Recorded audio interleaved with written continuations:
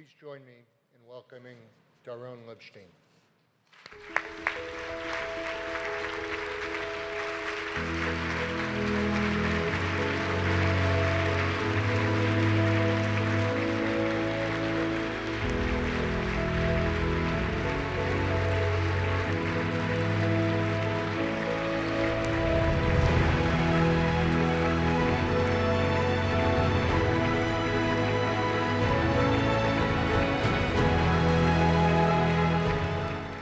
Thank you. Toda. I'm here today, bearing in my heart the heavy feelings of pain and mourning.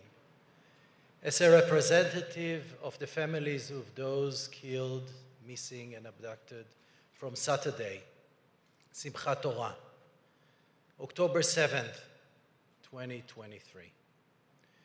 We are all one family, and each one have a story, and Ofirs represent 1,500 souls, 4 of them in our small family, Bila, Neta, Nitzan, and Ofir. On Saturday morning, he received a message at around 6:30 a.m. The terrorist has broken into the kibbutz. They arrived via surfboard, and Ofir took the gun and ran into the armory. He managed to take the long weapon and ran back to the break-in site, encountering a large number of terrorists who came in front of him in vans. He managed to shoot at them, and when he encountered a stopper, they fired a large amount of fire at him, killing him. My brother Ofir was the first fatality whose name was published. The terrorist continued towards his mother-in-law, Bila, and murdered her when she went out to get her phone from her electric car. Her husband, Amos, saw what had happened from the window of the kitchen and called his son, Ori, to come. But Ayelet, his wife, who was dressed, immediately ran into the house and saw that Bila has been murdered. The team from the Shah Negev Council called Ofir, the head of the council, and when he didn't respond, they asked Vered, his wife, and Aviv, his son, to go outside under fire and check why. Ofir hadn't moved from the spot for a few minutes, so Aviv went looking for him and discovered that his father, Ofir Libshtein, had been killed in battle and found him under the olive tree next to the house. Aviv took Ofir's weapon and returned to the safe room together with Vered and his brothers, Idan and Uri. And he wrote to me, Doron, I love you. Daddy was killed. Let everybody know. From there, the terrorists moved to the area of the Young Housing Complex and turned it into their control center. They aimed their fire at 20 years old who lived alone in small apartments, a living room and a bedroom that is also the safe room. They fired in all directions, threw grenades, used heavy weapons, and destroyed most of the neighborhood and houses. When they arrived to the house of Neta, the nephew of Vered, Ofir's wife, the son of Ayelet and Ori, they opened the safe room door and threw grenades into the room. Then Neta shows supreme heroism. He shouted grenade and jumped on it, saving his fiancée's life since she was hiding under the bed, and she stayed under the bed behind his body for 4.5 hours until the army managed to rescue her.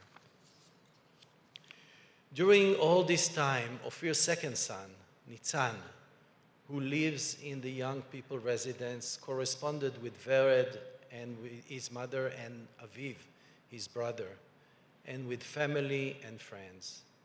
Nitzan was alone. He hears the terrorists and shot, and he is afraid. they will enter his apartment.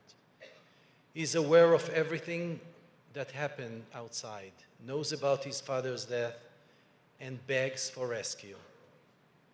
At 11:30, terrorists enter his apartment and shot at the safe room door.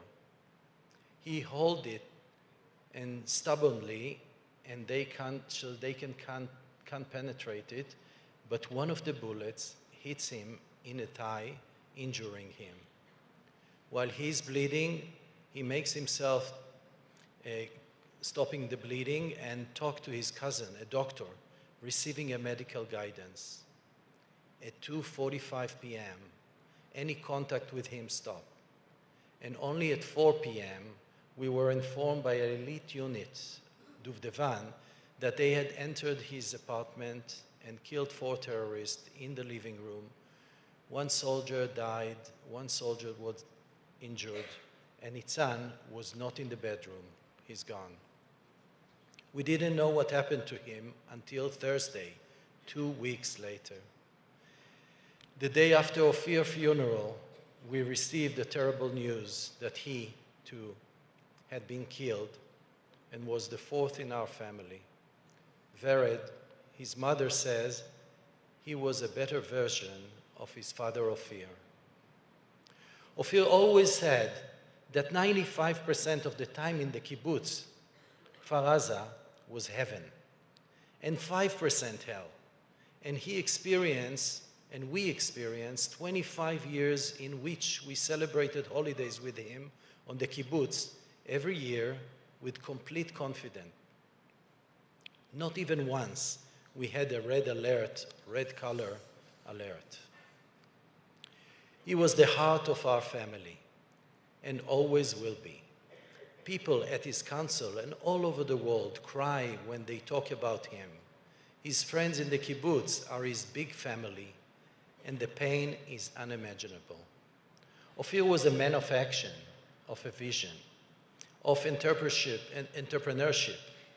He made friends with everyone he knew and everyone he met him from Israel and around the world, and succeeded in bringing delegations of people, even from Gaza, to his house in order to connect them to Israel. Ofir worked from the heart, turned every person into a friend, into a partner, and always with a smile. He raised funds for the establishment of industrial zones, the Arazim Center, for 10,000 employees, and had countless peace projects. Ofir was practical inspiration and visionary behind several transformative projects in Israel, one of them that every Israeli knows as Red South, Doron Adom, is the Winter Red Flowers Festival that brought hundreds of thousands of people from all over the country to enjoy the beautiful view of the Western Negev. Jewish communities in the diaspora were close to Ofir's heart. He devoted himself not only to serving his local community, but also worked tirelessly to bridge between Israel and the Jewish small communities abroad. Ofir was the chairman of the Habonim Dror and We Kibbutz, with leadership programs such as Netaim, Hallelujah, and fulfillment programs like Hamsa and Ulpan Kibbutz that have impacted so many people around the world. Ofir's connection with the diaspora didn't stop there. He understood that maintaining relationship with our siblings and cousins overseas is important for the well-being of the Jewish people. Ofir frequently collaborated with AJC as recently as September 7th, 2023, 1 month before he was killed. Ofir wanted to carry the message of hope and bring the spirit of entrepreneurship worldwide. He believed that through interpersonal connections and diplomacy, he could contribute to Israel and to the residents of the region. As part of this, he led the sister city agreement with San Diego, California, and became friends with Mayor Todd Gloria. Mayor Todd visited Shara Negev and Ofir with AJC and the two become close friends. So close that when we opened Ofir's phone after he was killed, one of the first messages checking he's okay was from Mayor Todd.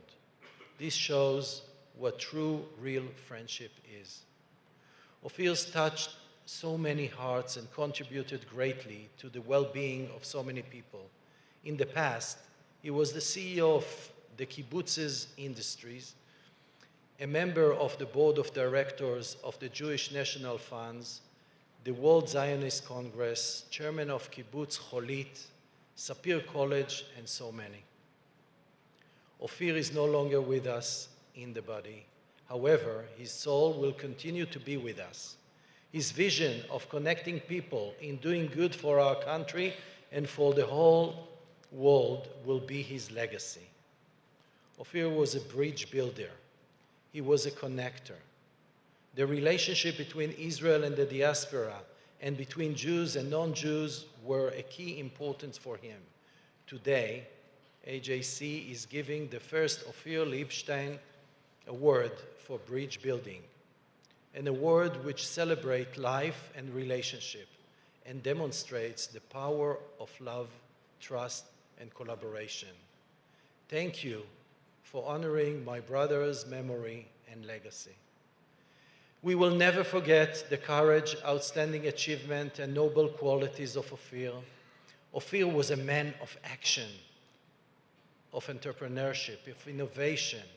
His leadership is like his name: O for optimistic, F for friendship, I for integrity, and R for resilience. Ofir, you probably listen now. You fell in a battle, but your idea, your vision, your love, they are still alive and breathing in each of us. You have fallen, but your legacy lives on. You and your soul continue to guide us, to give us strength. Please join me in continuing the project he led and create a new network of global Jewish leaders, bringing together the young leaders that will change Israel and contribute for the better world. Thank you, and Am Israel Chai. Am Israel Chai. Am Israel Chai.